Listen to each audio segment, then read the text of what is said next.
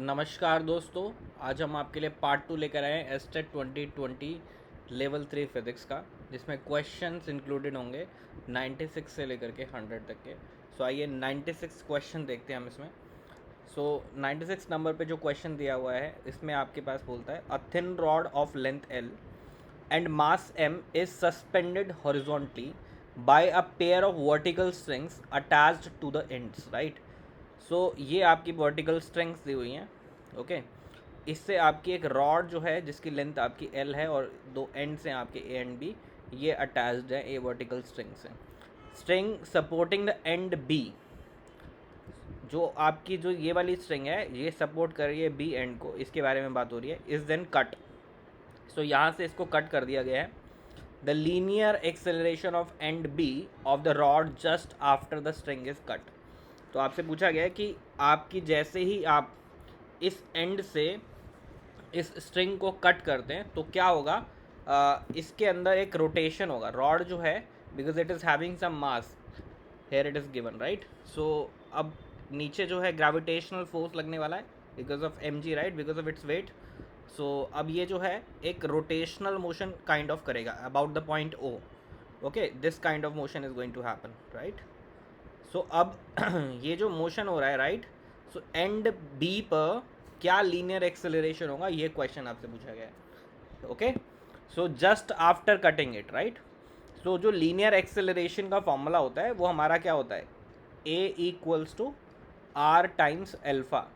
अब हम ये जो अल्फ़ा है, this is angular acceleration, okay. तो हमें ये निकालना है हमारे इस क्वेश्चन में, right. So now when this part is cut from here, this part is cut, right. So क्या होने वाला है, ये जो रॉड है आपकी एल लेंथ की, ये पूरी रोटेट कर रही है, right. So r here is going to be, because about the point O it is happening, so this L will become r here. जो ये आर की वैल्यू है वो हमारी यहाँ पर एल होगी, right. So it is l alpha. सो हमारे पास ये तो क्लियर हो गया कि अब हमें यही निकालना है a equals to l into alpha. तो हमें एल्फ़ा अब नहीं पता, तो एल्फ़ा हमें पता करना होगा। तो आइए देख लेते हैं सबसे पहले इस पर कौन कौन से फोर्सेस इस पर एक्ट कर रहे हैं। तो एक ही फोर्स यहाँ पर एक्ट कर रहा है, इसके सेंटर ऑफ मास से एक एम जी जो है नीचे की तरफ एक्ट कर रहा है, राइट। रॉड का मास एम है, सो एम जी जो है नीचे एक्ट कर रहा है।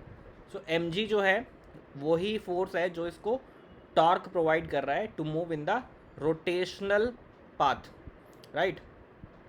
तो ये डाउनवर्ड फोर्स है और पॉइंट जो है जिसके अबाउट ये रोटेट कर रहा है वो ए पॉइंट है, राइट। तो डिस्टेंस ये हमारा है L/2, बिकॉज ये हमारा सेंटर ऑफ मास लिया था हमने एल रॉड के बिल्कुल मिड में है ये वाला पॉइंट।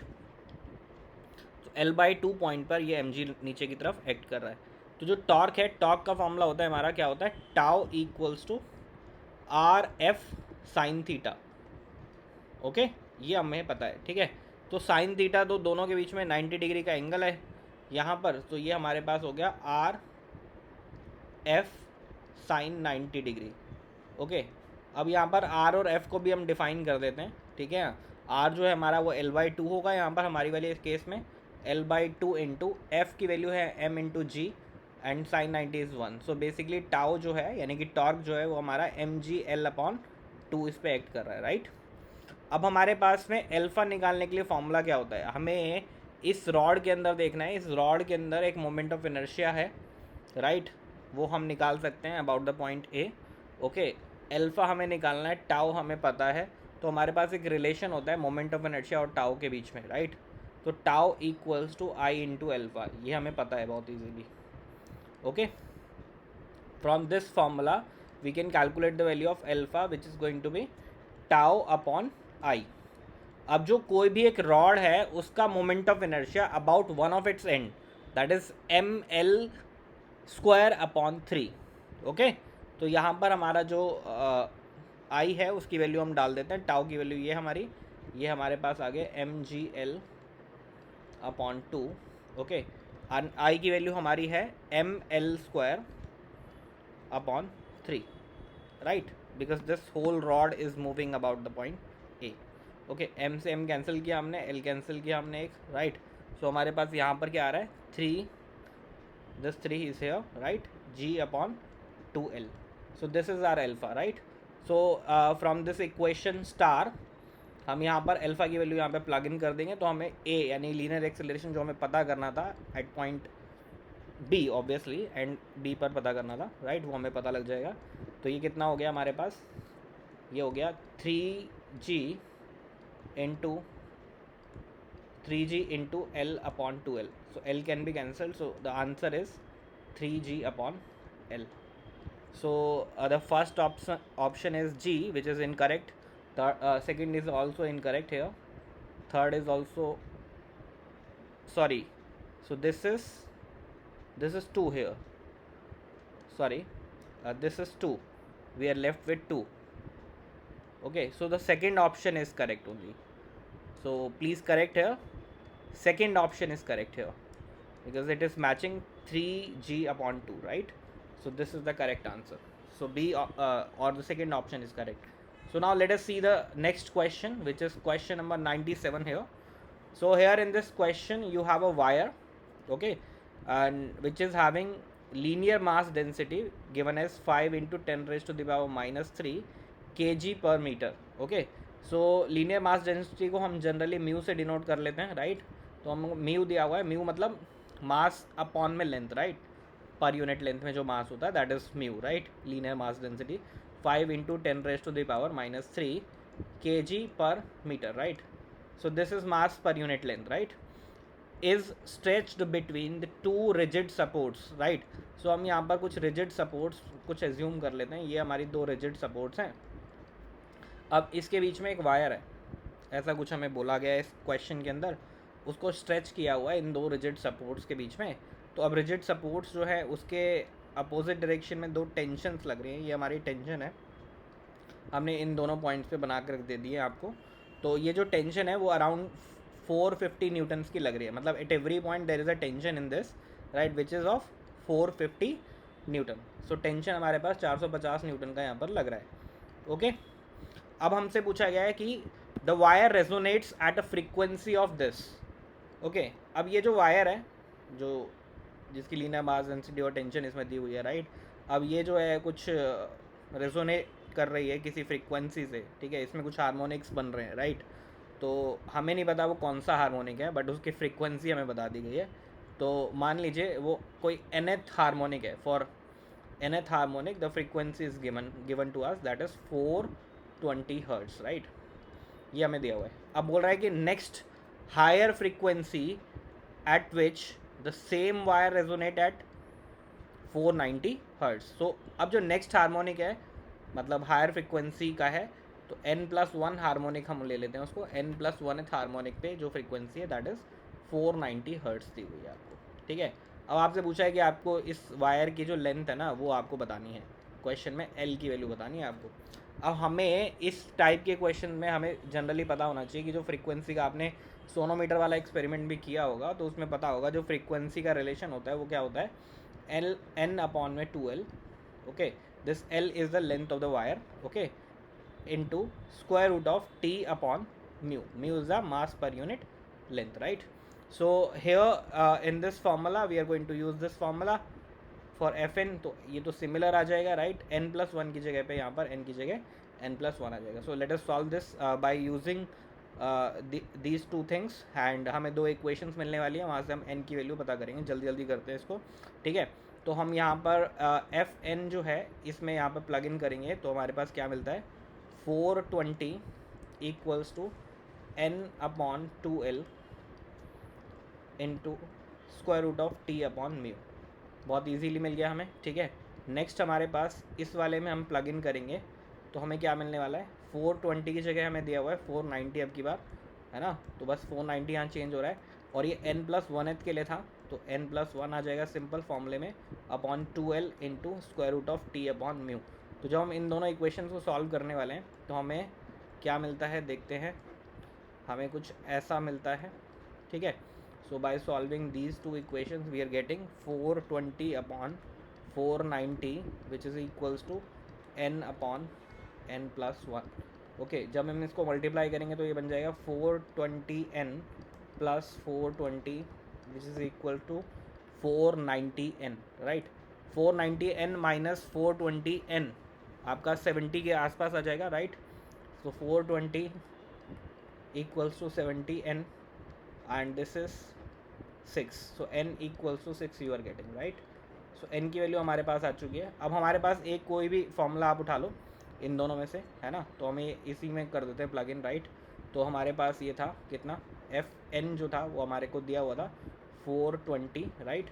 एन की वैल्यू हमारे पास 6 आ चुकी है ना? 2L, एल हमें निकालना है, ठीक है?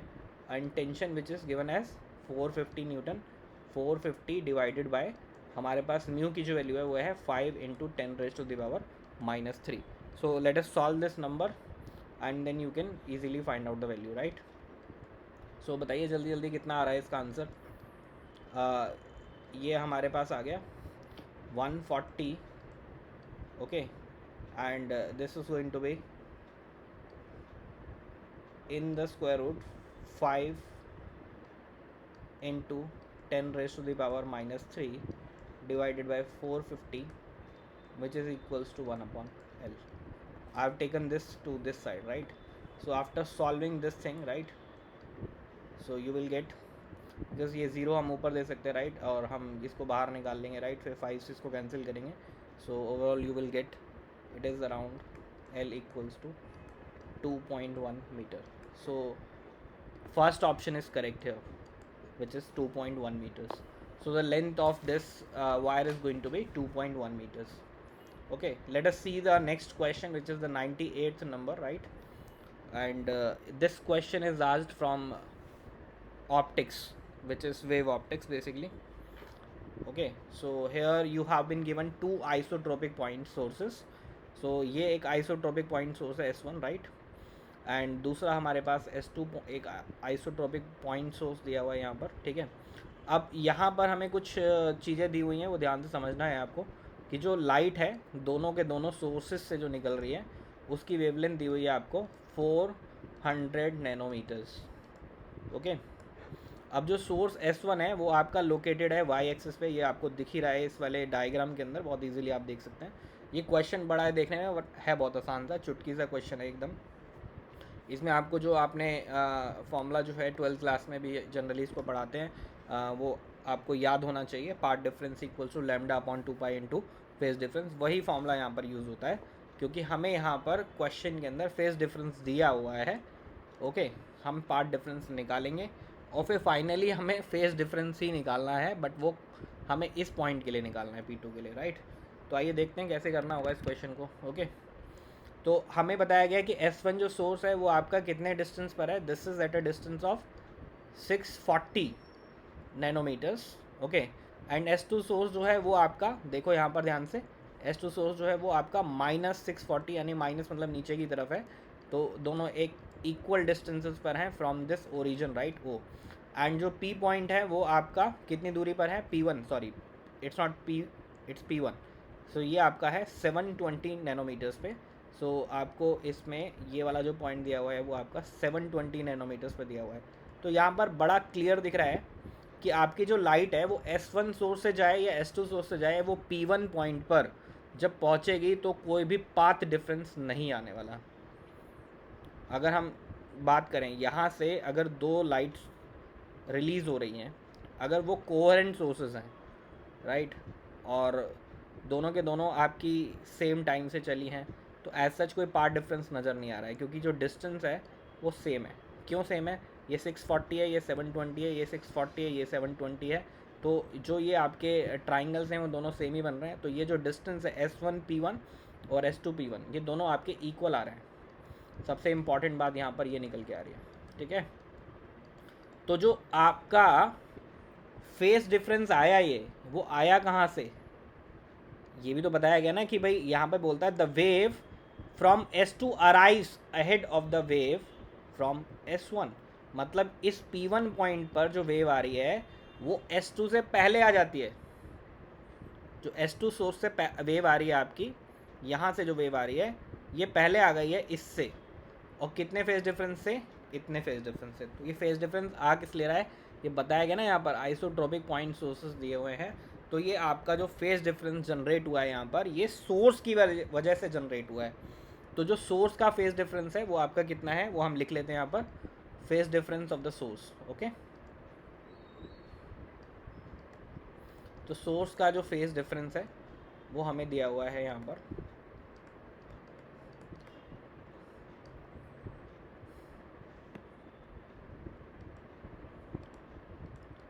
0.600 पाई रेडियन। ओके, सो ये गिवन है हमें।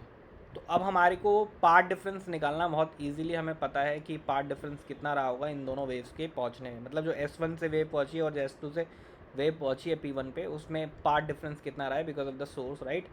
0.600 पाई, ये तो हमारा फेज डिफरेंस है। इसको हम किससे मल्टीप्लाई कर देते हैं, इसको हम मल्टीप्लाई कर देते हैं लैम्डा अपॉन 2 पाई से।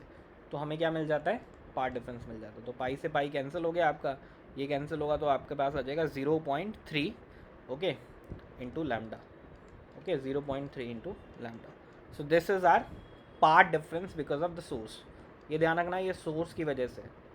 ओके, नाउ द नेक्स्ट जो है वो, ये तो हमने इन्फॉर्मेशन पता कर ली। अब हमें ये बोला गया कि यहाँ पर जो है ना, इस कहानी को थोड़ा सा भूल जाते हैं अभी, थोड़ी देर के लिए भूलना है ना। अब हमारे पास यहाँ कहानी दूसरी है। दूसरी कहानी क्या है, वो ये बोलता है कि आपका जो P2 पॉइंट है, राइट, यानी ये वाला पॉइंट, यहाँ पर जो वेव्स पहुँच रही हैं, ठीक है, उनके बीच में फेज डिफरेंस बताइए, और वो भी किसकी टर्म्स में, लैम्डा की टर्म्स में बताइए। What multiple of lambda gives the phase difference between the waves from the two sources as a wave arrives at P2 point. अच्छा, ठीक है, बता देंगे, बिल्कुल बता देंगे। अब हमारा जो P2 पॉइंट है वो देखना होगा हमारा कितना दूर है ओरिजिन से, वो हमारे को बताया गया है 720 नैनोमीटर्स की दूरी पर है वो ओरिजिन से, राइट। और ये हमारा कितना था, ये हमारा था 640, अरे हाँ, तो ये 640 जो है नैनोमीटर्स दूर था S1। तो अब जो वेव आपकी S1 से P2 जा रही है वो कितनी दूर जाएगी, सिर्फ 720 नैनोमीटर में से 740 माइनस कर दो, इतनी दूर जाएगी, राइट। और जो S2 से जा रही है वो कितनी दूर जाएगी, 640 नैनोमीटर्स ऐड करना होगा आपको 720 नैनोमीटर्स में, ठीक है, वो इतनी दूर जाएगी, यानी S2 P2, राइट। सो जो पाथ डिफरेंस है वो क्या होगा, S2 P2 में से हमें क्या माइनस करना होगा, S1 P2, ठीक है। तो that is the path difference. तो S2 P2, ठीक है, S2 सोर्स से गई P2 पॉइंट पे, राइट, माइनस S1 P2।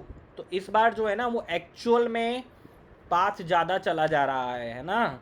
तो यहाँ पे पाथ डिफरेंस जो है वो पॉइंट कहीं और होने की वजह से, मतलब पॉइंट का जो डिस्टेंस है फ्रॉम द सोर्स से डिफरेंट होने की वजह से आ रहा है। पहले यहाँ सोर्स की वजह से दिया हुआ था, ठीक है। तो ये बात यहाँ पर समझनी होगी, ठीक है। तो ये पाथ डिफरेंस जो है वो P2 पॉइंट के लिए आ गया है हमारा, ठीक है। अब ये हम बहुत इजीली कैलकुलेट कर सकते हैं। S2 P2 हमें बताया, आप डायग्राम से देख के भी बता सकते हो कितना है ये, 720 plus 640, okay, S2 P2 and S1 P2 जो है हमारा 720 माइनस में 640, और both of them are in nanometers, don't worry about that, okay. So दोनों के दोनों हमारे नैनोमीटर्स में है, और ये हमारा क्या है, पाथ डिफरेंस। तो मैं इसको PD लिख देता हूँ यहाँ पर, ठीक है। अब 720 प्लस 640 जो है आपका, और यहाँ पर 720 है, तो ये आपका कैंसिल कर लो, बहुत इजी कैलकुलेशन हो जाएगी। 640 प्लस 640 आपका आ गया 1280 नैनोमीटर्स आ गया। So this is the path difference, okay, this is the path difference between these two waves, जो सोर्सेज S1 और S2 से गई हैं, कहाँ पर, P2 पॉइंट पर गई हैं।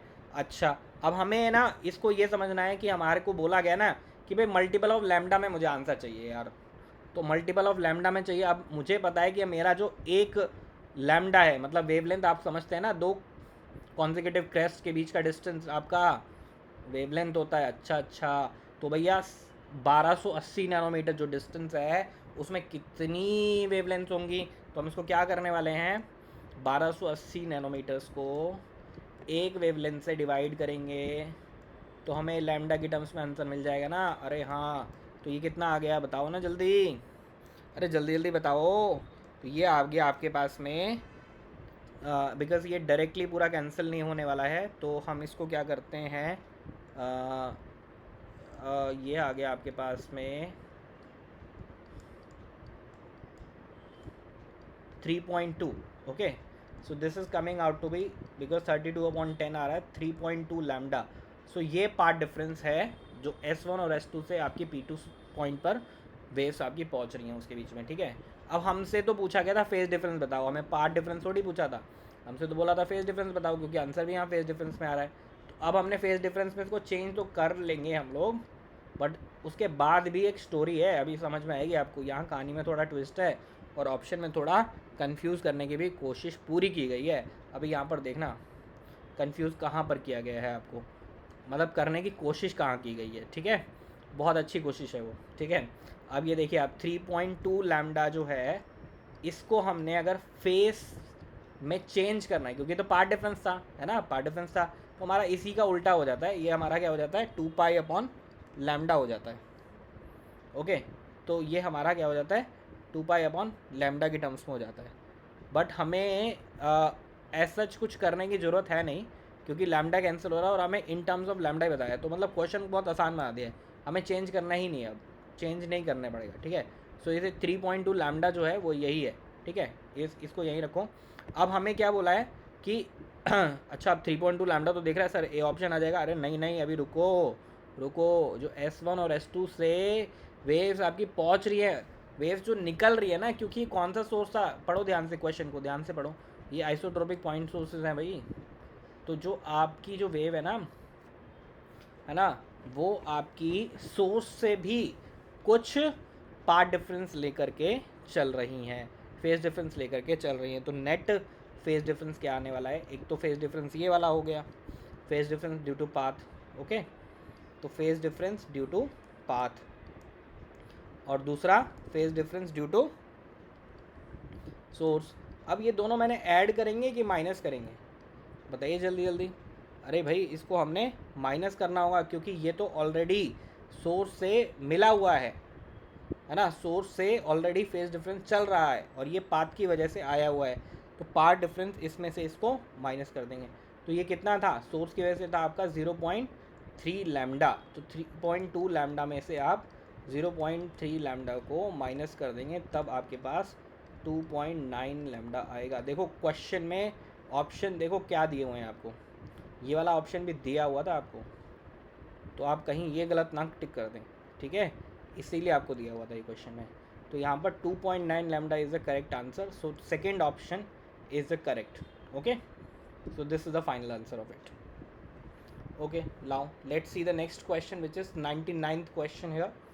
सो ये क्वेश्चन आपका मैग्नेटिक इफेक्ट्स ऑफ करंट से लिया गया है, बहुत ही ईजी क्वेश्चन है, और जनरली ये आपका एक आप बोल सकते हैं कि 12th लेवल का क्वेश्चन है। This is not made for PGT, right, but still it is asked. So देखते हैं, एक कंडक्टिंग वायर है जिसको आपने बेंड किया in the form of a regular polygon में, जिसकी n साइड्स हैं। अब हमारे पास कोई एक पॉलीगन बना लेते हैं हम लोग, n साइड्स हमें बताई तो नहीं गई हैं, हम लोग कुछ ऐसे ही बोल देते हैं कि भैया ऐसे एक पॉलीगन है जिसकी n साइड्स है, okay. All the vertices of a polygon are situated at the circumference of the circle of radius a।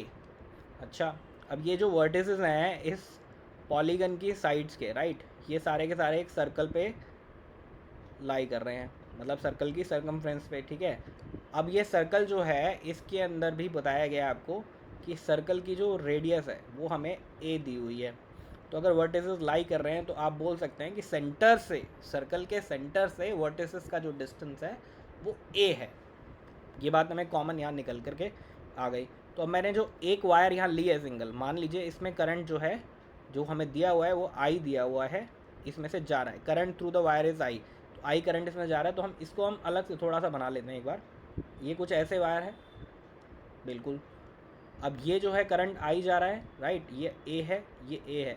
तो मान लीजिए जो करंट आई वाले जो ये एक साइड हम ले रहे हैं जिसमें आई करंट जा रहा है, ठीक है, एक साइड जो है वो सेंटर पे कुछ एंगल बना रही है, कुछ भी एंगल हम बोल लेते हैं इसको हम बोलते हैं 2 थीटा बोल लेते हैं। क्यों बोल रहे हैं हम लोग, क्योंकि ना हमारे पास, आपको ये रिज़ल्ट याद होना चाहिए, बायोट-सावर्ट लॉ की एक एप्लीकेशन में हम करते हैं, एक करंट कैरिंग वायर है, उससे आप किसी भी पॉइंट P पर मैग्नेटिक फील्ड जब निकालते हैं, ठीक है ना, तो आपके जो दो एंड्स होते हैं, ठीक है, आपने किया होगा ये क्वेश्चन, ठीक है, ए डिस्टेंस पर ये पॉइंट है P, इस वायर से परपेंडिकुलर डिस्टेंस है ए हमारा, और ये आपके एंड्स पे एंगल बन रहे हैं φ1 और φ2। तो आपका जो P पॉइंट पर जो मैग्नेटिक फील्ड होता है वो कितना होता है, B equals to mu naught I upon 4πa into sine phi one plus sine phi two, ये हमारा रिजल्ट होता है। ठीक है, अब हमारे पास अगर ये दोनों ही एंगल हमारे इक्वल हो जाए फाई वन और फाई टू, तो ये 2 साइन फाई बन जाएगा। सिंपल है ना, फाई वन और फाई टू को अगर मैं इक्वल बोल दूँ दोनों को, ठीक है, कुछ फाई के इक्वल है मेरे पास, ये समझ लो। ठीक है, तो ये हमारे पास क्या हो जाता है, B equals to mu naught I upon 4πa into 2 sine phi. Simple. ठीक है, तो हम इसी रिज़ल्ट का यूज़ करने वाले हैं, राइट। तो इसीलिए मैंने क्या किया, इस वायर के बिल्कुल सेंटर से एक मैंने लाइन बनाई है। ठीक है, अब इस लाइन को देख लेते हैं थोड़ा सा। अब ये जो लाइन है वो यहाँ पर एंगल थीटा बना रही है, और ये लाइन एक थीटा यहाँ बना रही है। तो सेंटर से बनाई थी तो दोनों एंगल ये हमारे इक्वल हैं, क्योंकि ये ए दिया हुआ, ये दोनों इक्वल हैं।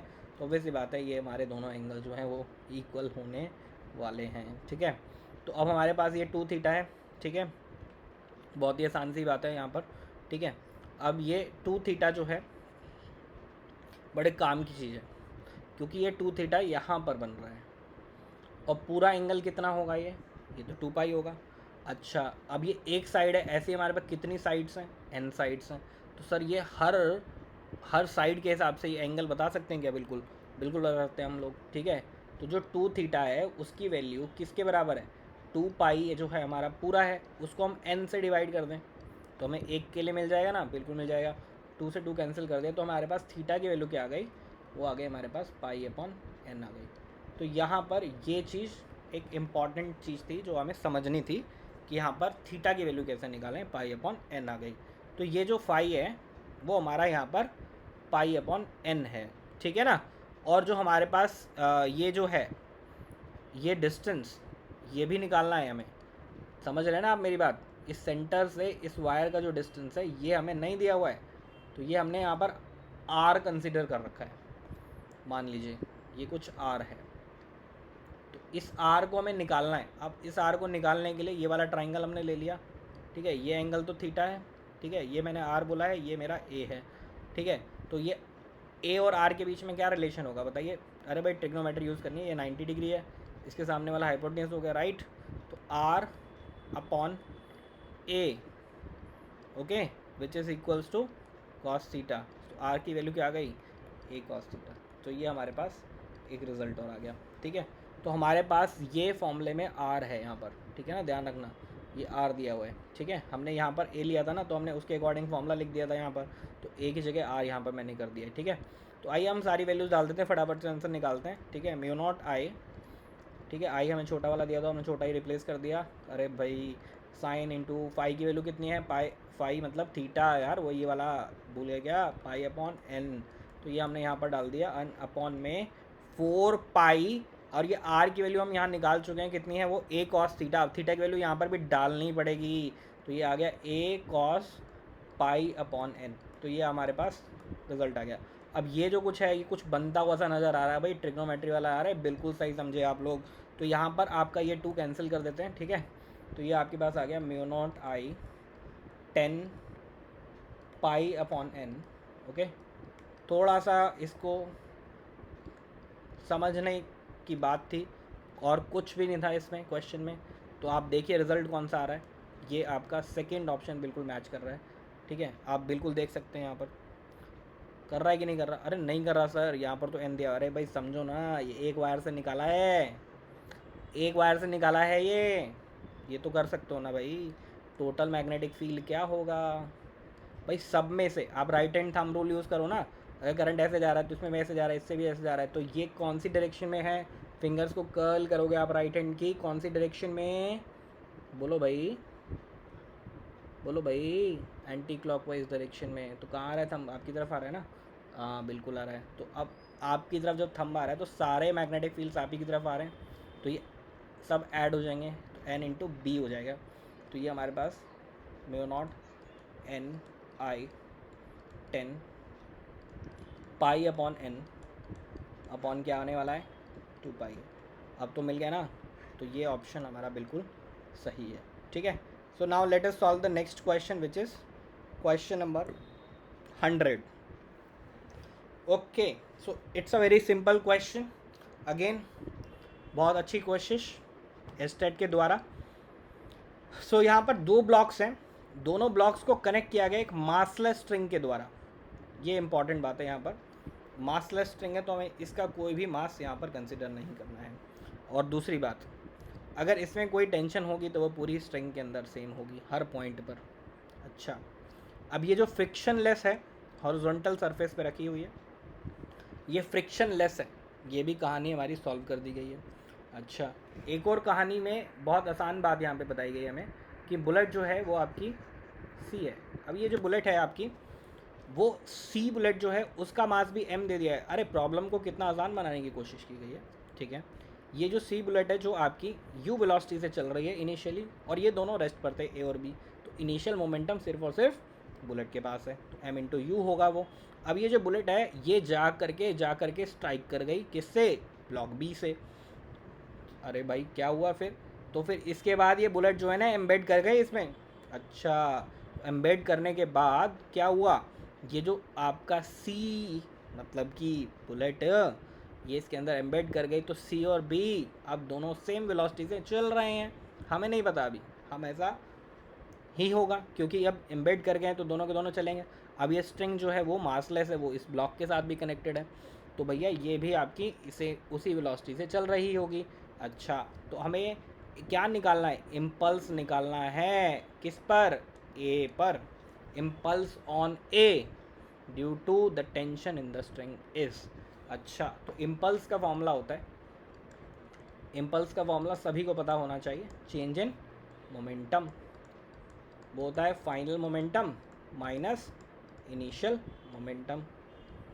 ओके, सो हम इसको प्रॉब्लम में क्या करेंगे, हम सबसे पहले मोमेंटम पता करेंगे। तो हमारे पास जो इनिशियल मोमेंटम है वो कितना है, जल्दी जल्दी बताइए, यानी एम्बेड होने से पहले वाला मोमेंटम।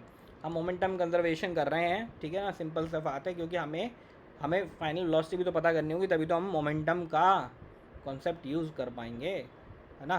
क्योंकि ये जो चीज़ है ना, ये वाला जो मोमेंटम पी एफ लिखा है मैंने, ये किसके लिए लिखा है, किसके लिए लिखा है, ब्लॉक ए के लिए लिखा है। तो मैं यहाँ ए भी डाल देता हूँ, आपको कन्फ्यूजन नहीं होना चाहिए। और ये जो मैं मोमेंटम बात कर रहा हूँ, ये मैं सिस्टम के मोमेंटम की बात कर रहा हूँ। सिस्टम में ये सारी तीनों चीज़ें आ गई हैं, ठीक है, ये यहाँ पर बड़े ध्यान देने वाली बात है। तो सिस्टम में तीनों चीज़ें आ गई हैं, तो अब मुझे ए ब्लॉक के बारे में पता करना होगा, क्योंकि मेरे को इसकी फाइनल वेलोसिटी भी तो पता करनी है ना भाई, एम्बेड होने, तभी तो मैं मोमेंटम कंजर्वेशन का यूज़ कर रहा हूँ। तो अब यहाँ पर देखो आप, जो ब्लॉक ए है वो तो चल ही नहीं रहा था स्टार्टिंग में, तो इसलिए उसके बाद वेलोसिटी ज़ीरो थी, तो इसलिए उसका मोमेंटम भी हो गया ज़ीरो। अब बी ब्लॉक है, उसका भी मास एम है, वो भी नहीं चल रहा था, तो इसलिए उसका भी मोमेंटम हो गया ज़ीरो। अब ये जो सी यानी बुलेट वो चल रही थी ना यू वेलोसिटी से इनिशियली, तो इसलिए इसका मोमेंटम है। अब देखो आपके पास जो तीनों हैं, तीनों आपके से सीधे सीधे जा रहे होंगे, क्योंकि अब जो आपकी बुलेट है वो तो एम्बेड हो चुकी है बी में, और ए जो है वो स्ट्रिंग से कनेक्टेड है, तो तीनों चल रहे हैं सेम वेलोसिटी से, जिसको मान लिया कुछ हमने v, ठीक है। तो यहाँ पर v की वैल्यू क्या आ गई, M U upon 3m, m से m कैंसिल हो गया, तो v की वैल्यू क्या आ गई, u अपॉन 3 आ गई। अच्छा, तो जो आपका v वेलोसिटी जो होगी, इन तीनों के पास कुछ v वेलोसिटी है अब, जिसकी वैल्यू कितनी आई है, u अपॉन 3। तो यानी कि a के पास पहले मोमेंटम कितना था, ए के पास पहला मोमेंटम की बोला है ना, इम्पल्स ऑन ए बताइए। अच्छा, वही तो बताना है हमें। तो पहला मोमेंटम कितना था, ज़ीरो, क्योंकि ये पहले रेस्ट में था। अब फाइनल मोमेंटम कितना है, क्योंकि ये भी अब मूव कर रहा है कितनी वेलोसिटी से, वी वेलोसिटी से, तो ये हो गया हमारे पास m इंटू वी। अब v की वैल्यू हमारे पास आई है u/3, तो ये आ गया हमारे पास m u अपॉन 3 माइनस में 0। सो इम्पल्स कितना इम्पार्ट हुआ, कितना इम्पार्ट हुआ भाई, एम यू अपॉन 3। सो इसका आंसर होगा second. So second option is correct है। ओके, सो हम इसके बाद हम नेक्स्ट वीडियो लेकर आने वाले जो पार्ट 3 पर होगा। सो प्लीज़ चैनल को लाइक, शेयर और सब्सक्राइब करें। Thank you so much for watching the video.